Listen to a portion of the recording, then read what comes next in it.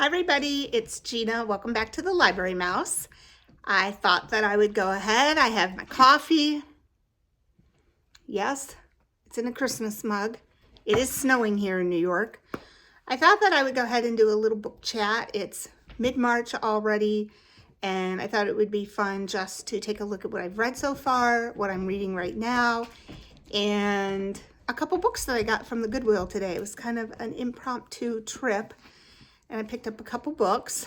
And if I like it, maybe I'll just do just a nice little sit down. Nothing super edited.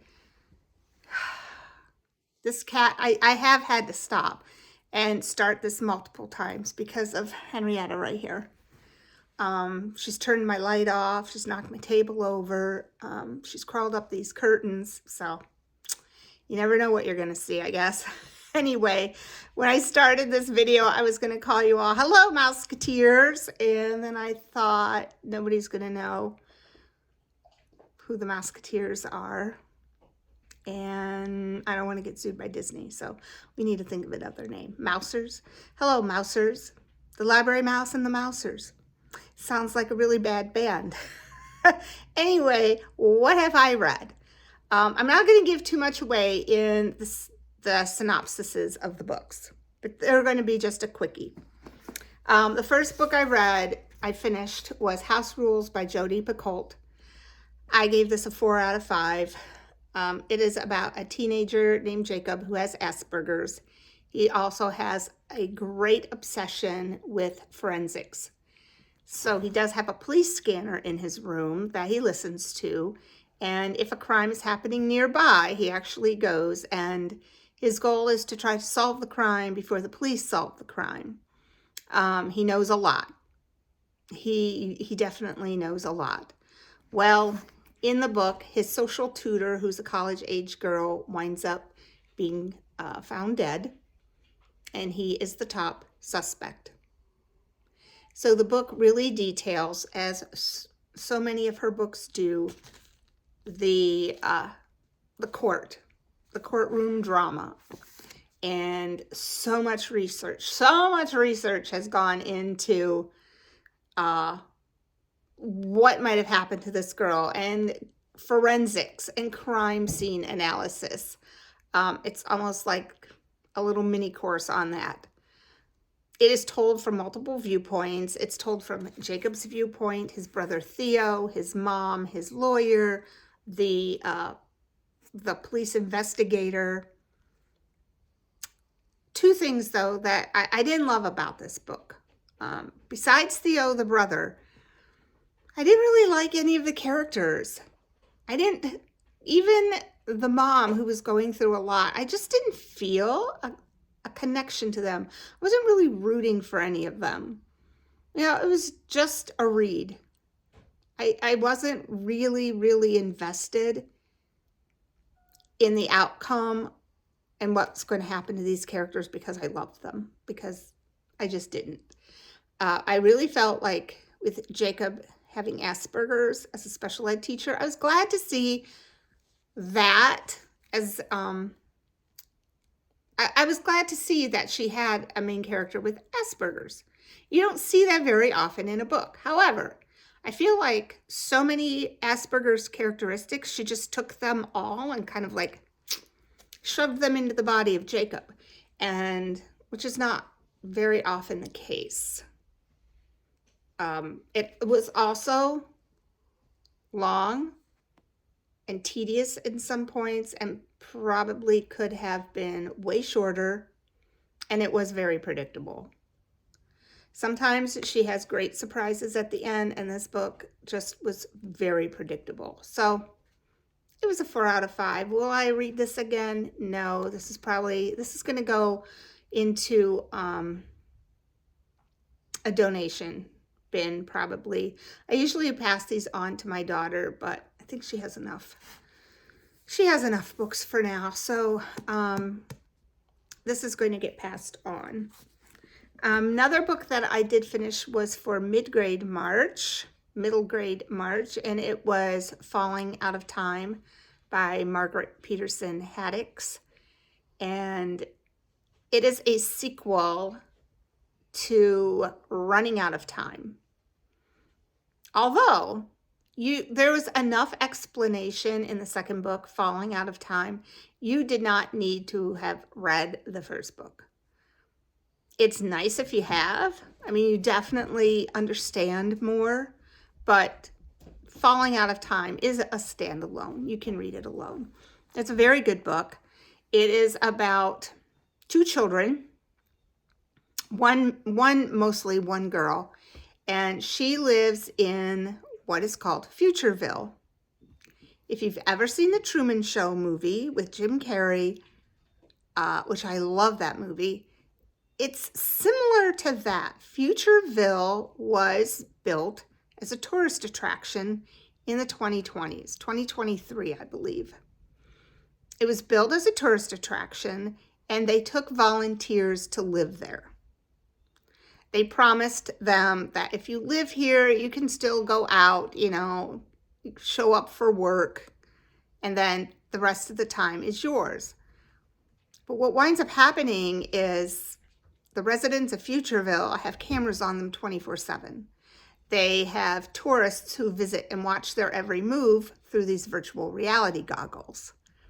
And the people who live in Futureville are kept more and more secluded as time goes on.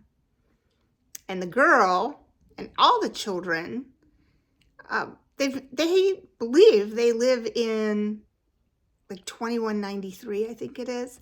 They believe they live in that year. They don't know that it's actually 2023, and tourists are watching them, and they are a tourist attraction. So it basically is about how this girl and this other little boy named Pup, who lives in a different Futureville.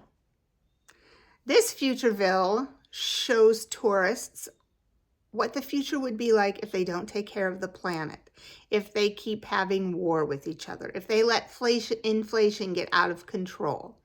So it's like a bad future and a good future. And it's supposed to drive home the point of what you need to do in order to have the good future for your children. That was the premise anyway. So she escapes, and she is on a rescue mission to find her kidnapped aunt and to let the whole world know what is actually going on in these Futurevilles. Really good book. Kids would like it. I enjoyed it. And if you enjoy it, read the first one, which is almost the opposite. It was about a girl finding out that she did not live in the 1800s, that the pioneer village she lived in was also a tourist attraction. And there's an outbreak of diphtheria, and she has to escape and find medicine and to tell people like what's happening in this pioneer village that's a tourist attraction. Very interesting concepts, definitely. Very cool. So I've read those two books so far. What am I reading right now? So I am reading The Secret Garden by Frances Hodgson Burnett. And it's so funny because the book club that, I finished The Knitting Circle also, but the book club that I belong to actually picked out The Secret Garden. I'm like, woo, I'm halfway through it. So this is a classic written in the 1800s. It's about a little girl who, her whole family died of cholera in India, and she's sent to live with her crotchety old uncle in England. And she finds this secret garden, a garden that has fallen into disrepair because her uncle's wife, her aunt, that she never knew, loved this garden, but wound up dying pretty much because of it. She was swinging on a swing in the garden that he had tied to a branch, and the branch broke and she fell and she wound up dying of her injuries. So he's closed this garden off forever. And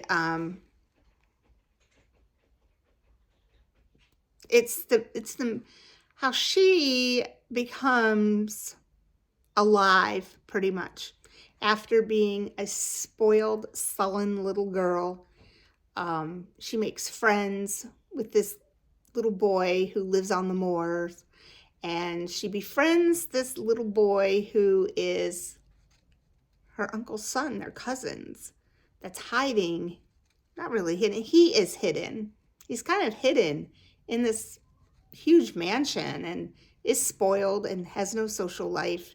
And it's how these three unlikely characters become friends and how they transform this dilapidated garden. And I read this book as a child and I just love it. So I've been reading The Secret Garden. I am reading Demon Copperhead. So it's by Barbara Kingsolver. And I know it's a very popular book. I have been on the wait list for it for a long time. I finally was off the wait list and I'm reading it on my Kindle, but it's very good. A friend of mine recommended it and it's very, very good. I like it a lot. It's a very long book, but I wasn't sure at first. Like the first chapter, I was like, eh. But now this is a character that I am rooting for. I did hear that it was more of a modernized version of David Copperfield. I never read David Copperfield, but I'm definitely rooting for this character. And it's a sad commentary on the lives that some children here lead behind closed doors that you don't really know about. So anyway, I'm reading Demon Copperhead. I'm reading Piranesi. So let me just read you the back because this book is the farthest from anything I read. It's the farthest. I don't read fantasy, but my son said you really need to read this book. It's written by Susanna Clark. It won the Women's Prize for Fiction 2021. Let me just read you the back because it's easier that way. Piranesi's house is no ordinary building. Its rooms are infinite, its corridors endless, its walls lined with thousands upon thousands of statues. Within the labyrinth of halls, an ocean is imprisoned. Waves thunder up staircases. Rooms are flooded in an instant. But Piranesi is not afraid. He understands the tides as he understands the patterns of the labyrinth itself. There's one other person in the house, a man called the Other, who visits Piranesi twice a week and asks for help with research into a great and secret knowledge. But as Piranesi explores, evidence emerges of another person, and a terrible truth begins to unravel, revealing a world beyond the one Piranesi has always known. Enthralling and transcendent. I'm reading it. Am I loving it? No. But I am reading it because I really want to talk to my son about it. And to be honest, I don't love it, but I want to keep reading it. I know that sounds silly, but it's true. So I'm reading this. So 3 books so far that I'm reading. And really quick, let me show you what I got at the library. So the first one, All the Light We Cannot See. It's a winner of the Pulitzer Prize. It's by Anthony Doerr. It's a movie or a show. I have not seen it. All I know is it takes place during World War II. And I will let you know. I will let you know how I like it. So I haven't started that. This will probably be an April book read. This book sounds really interesting. It's called The Dictionary of Lost Words. It's by Pip Williams. This was a Reese's Book Club book. And let me just read you really quick the back. Esme is born into a world of words. Motherless and ever curious, she spends her childhood in Oxford in the room where her father and fellow lexicographers are collecting words for the first complete edition of the Oxford English Dictionary. While they work, Esme begins to collect other words ones that have been discarded or neglected by the dictionary men. As she grows up, Esme realizes that words and meanings relating to women's and common folks' experiences often go unrecorded. And so she begins to search out words for her own dictionary, the Dictionary of Lost Words. To do so, she must leave the sheltered world of the university and venture out to meet the people whose vocabulary will fill those pages. Sounds really good, doesn't it? So this will probably be also on my April TBR list. So there you have it, folks. There's my little mid-March check-in. I hope all of you are enjoying whatever books that you are reading, and I will see you on my next video. Happy reading!